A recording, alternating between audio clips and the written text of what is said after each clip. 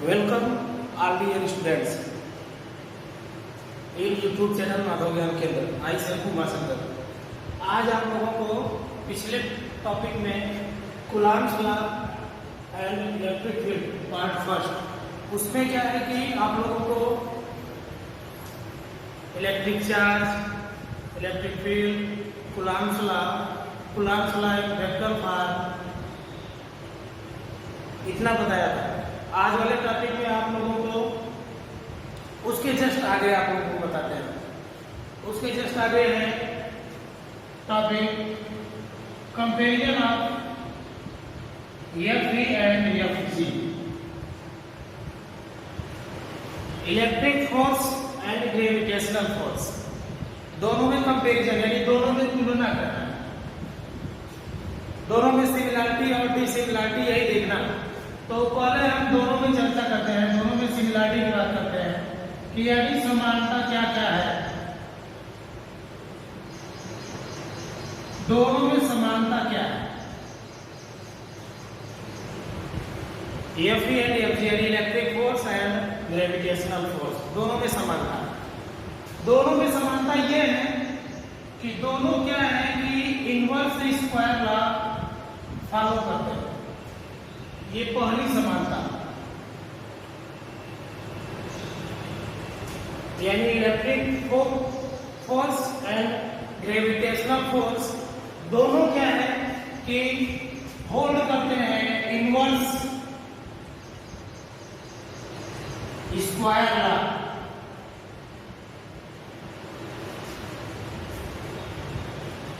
यानी gravitational force भी inverse square law hold करता है और इलेक्ट्रिक फोर्स भी inverse square law hold follow करता है। उसके बाद क्या है कि दोनों act along lining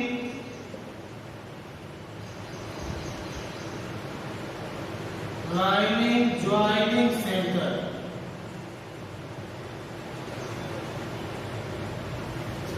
act along line joining centre, lining या line joining centre.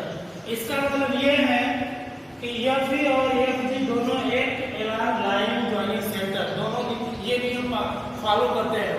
Line joining centre का मतलब समझिए, ये जो Fe होता है, जैसे मान लीजिए Q1 और Q2 दोनों, तो दोनों को मिलाने वाली रेखा, दोनों को मिलाने वाली रेखा के अंदर इसके मध्य पॉइंट पर, मिड पॉइंट पर हमेशा फॉलो करता है इलेक्ट्रिक फोर्स। उसी प्रकार से ग्रेविटेशनल फोर्स की बात करें तो Q1 के स्थान पर आपका M1 होता है और Q2 के स्थान पर आपका M2 होता है। इस स्थिति में भी दोनों क्या है, दोनों द्रव्यमानों को मिलाने वाली रेखा के अनुदिश ही कार्य करते हैं। यानी अगर हम M1 की बात करें या M2 की बात करें और Q1 या Q2 की बात करें, तो दोनों क्या है, एक अलोंग लाइन यानी दोनों आवेशों को मिलाने वाली रेखा के अनुदिश, और यहाँ दोनों द्रव्यमानों को मिलाने वाली रेखा के अनुदिश। इसलिए ये दोनों क्या है, ये Fe एंड Fg एक अलोंग लाइन ज्वाइनिंग सेंटर यानी मिलाने वाली रेखा के मध्य बिंदु पर निर्भर करते हैं। ये तो हुआ सिमिलरिटी। अब हम बात करते हैं डिसिमिलरिटी की।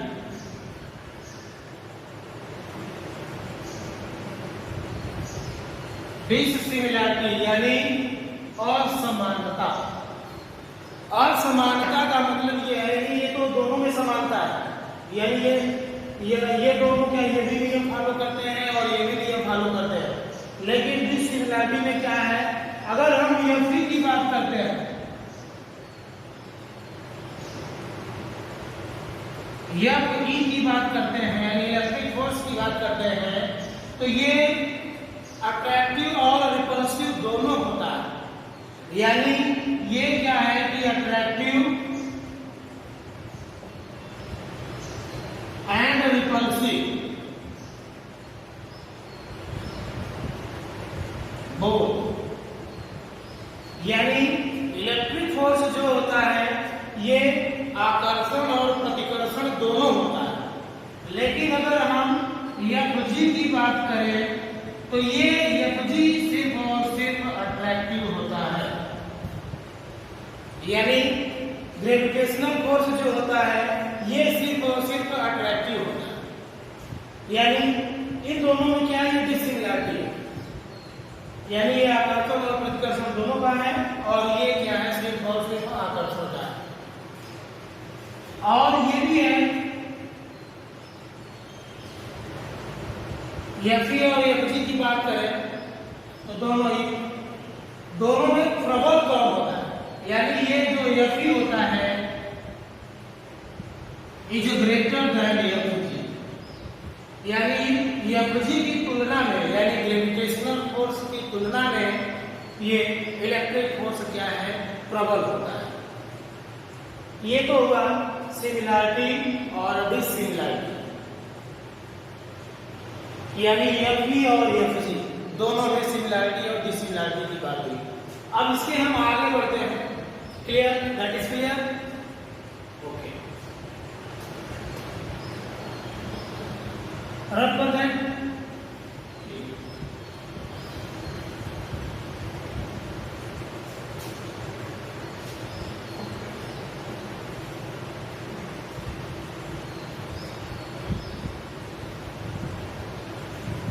यानी आप लोगों को हमने बताया कि Fe और Fg दोनों में सिमिलरिटी और डिसिमिलरिटी। अब इस पर क्या है, एक प्रेशर न्यूमेरिकल हम कर देते हैं। Fe एंड Fg दोनों पर एक न्यूमेरिकल, दोनों पर एक न्यूमेरिकल करते हैं। थोड़ा से एक और टॉपिक था उसी में, ये डिसिमिलरिटी में, कि जैसे अगर हम बात करें Fe की, Fe जो होता है ये डिपेंड अपॉन मीडियम,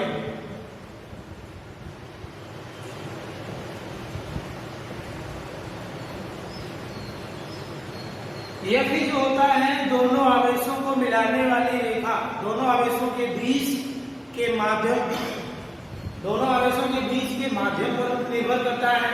लेकिन ये जो Fg होता है ये क्या है, दोनों द्रव्यमानों के बीच के माध्यम पर निर्भर नहीं करता, ये भी एक डिसिमिलरिटी है।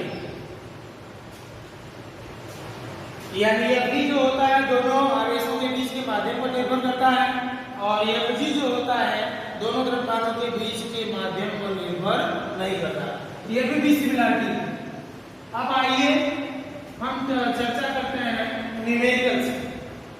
Fe एंड Fg दोनों में कंपेरिजन कराते हैं कि कौन अधिक होता है। अभी हमने बताया कि Fe और Fg दोनों में, मैंने बताया कि Fe is greater than Fg। देखिए, दो इलेक्ट्रॉनों के लिए क्वेश्चन यही है आपका, क्वेश्चन ये है, दो इलेक्ट्रॉनों के लिए Fe और Fg दोनों में कंपैरिजन करिए, दोनों में तुलना कराइए या दोनों का मान निकालिए। क्वेश्चन है for both electron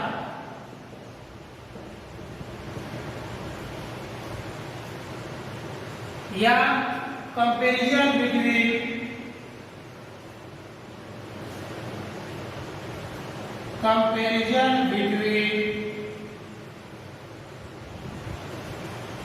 Fe and Fg for both electron। Comparison between Fe and Fg for both electron, यानी दो इलेक्ट्रॉनों के लिए Fe और Fg की तुलना कराना है। आइए हम तुलना कराते हैं। अब जैसे देखिए यहाँ इलेक्ट्रॉन की बात किया है, तो अगर हम इलेक्ट्रॉन की आवेश की बात करें तो इलेक्ट्रॉन का जो आवेश होता है 1.6 × 10⁻⁻⁹, ये इलेक्ट्रॉन का आवेश होता है। और इलेक्ट्रॉन के द्रव्यमान की बात करें तो 9.1 × 10⁻, ये कूलम होता है और ये -31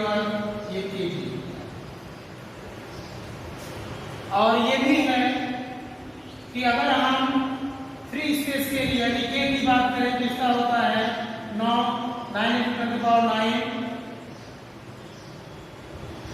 न्यूटन मीटर स्क्वायर प्रति कूलम स्क्वायर। और कैपिटल जी की बात करें तो 6.67 इंटू 10 के पावर -11 न्यूटन मीटर स्क्वायर प्रति किग्रा। ये मान दिया रहेगा, लेकिन दो इलेक्ट्रॉनों के लिए Fe और Fg की तुलना कराना है। अब देखिए अगर हम बात करें Fe की बात करें, इसका मतलब ये है कि इलेक्ट्रिक फोर्स कूलम्ब्स लॉ आपका यही कहता है कि Q1 × Q2 अपॉन R²। और ग्रेविटेशनल फोर्स आपका क्या कहता है Fg = G m1 m2 upon R²।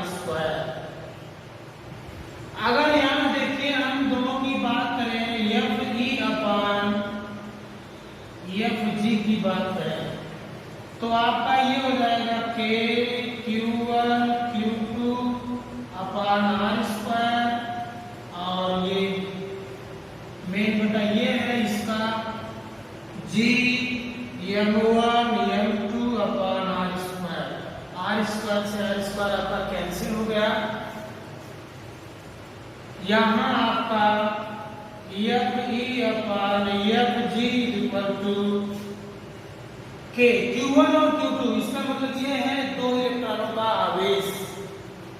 तो K का मान अगर यहाँ हम बात करें तो K उतार लिए, Q1 और Q2 मतलब इलेक्ट्रॉन का आवेश है, तो ये हो जाएगा Q² और ये G m1 m2 मतलब इलेक्ट्रॉन का द्रव्यमान है तो समान होगा m², यानी Q1 और Q2 बराबर Q।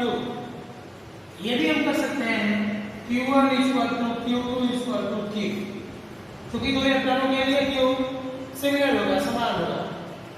और यहाँ m1 = m2 = m, इतना कर सकते हैं, इसलिए आपको ये स्क्वायर में रखिए। अब मान रखेंगे, जब मान रखते हैं तो आपका Fe अपॉन Fg = ये K 9 × 10 के पावर 9 Q का 1.6 × 10 के पावर -19 G 6.67 × 10 के पावर 11 और इसका ये होल स्क्वायर है। और m का मतलब ये है 9 × 10 के पावर -31 ये होल स्क्वायर। पूरा क्या है कैलकुलेशन करते हैं, तो जब कैलकुलेशन करते हैं तो Fe अपॉन Fg ये = 10 के पावर 40 और यहाँ पॉइंट में कुछ और करके आता है, तो इसको हम लिख देते हैं लगभग। इतना आता है जिसको हम लिखते हैं, बुक में दिया है कि ये 10 के घाते 41 या 42, कहीं 41 लिखा है कहीं 42 लिखा है, यानी ये अपॉन 1 आता है। तो इसको अगर हम ये 1 लिखें या ना लिखें, 1 लिखें या ना लिखें, ये कैलकुलेशन करके कितना आता है, इसके आगे हम Fe अनुपात Fg = 10 के पावर ये कहीं कहीं इसके कैलकुलेशन में ये पॉइंट कैलकुलेशन करते हैं तो पॉइंट कुछ करके आता है, तो ये 10 लगभग लिखते हैं इसको 10 के घाते 40 अनुपात 1। तो चाहे इतना कहीं इतना भी छोड़ देते हैं और कहीं Fe अनुपात Fg = ये लगभग 10 के घाते 42 अनुपात 1। अब इस स्थिति में यही कहते हैं, ये बुक में यही दिया है, इस स्थिति में ये कहते हैं कि जो इलेक्ट्रिक फोर्स है वो ग्रेविटेशनल फोर्स से 10 के घाते 42 गुना अधिक है 2 इलेक्ट्रॉन के लिए। 2 इलेक्ट्रॉन के लिए F यानी इलेक्ट्रिक फोर्स का मान ग्रेविटेशनल फोर्स से 10 के घाते 42 गुना अधिक है। इसलिए हम कहते हैं कि Fg का मान जो है Fe का मान Fg से अधिक होता है। ये तो था न्यूमेरिकल्स 2 इलेक्ट्रॉन के लिए। अब आप लोग क्या है कि कर सकते हैं 2 प्रोटॉन के लिए, 2 प्रोटॉन के लिए आप लोग ऐसा कर सकते हैं। ये तो था comparison between Fe and Fg। मिटा दे दिया।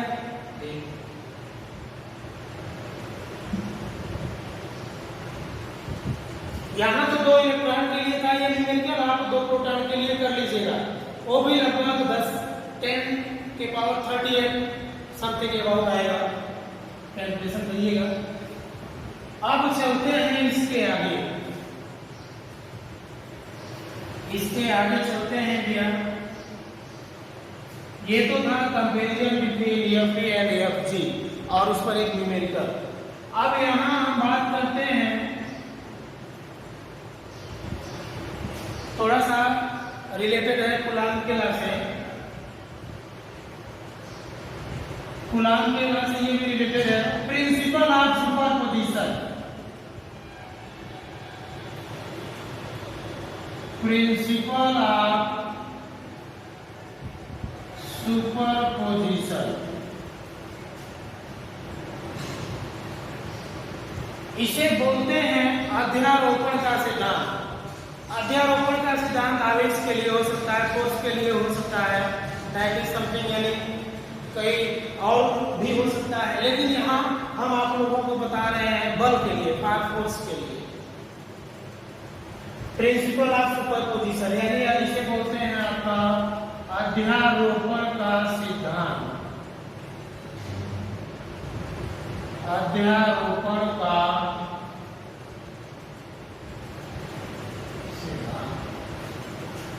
अध्यारोपण का सिद्धांत क्या है पहले आप लोग समझिए।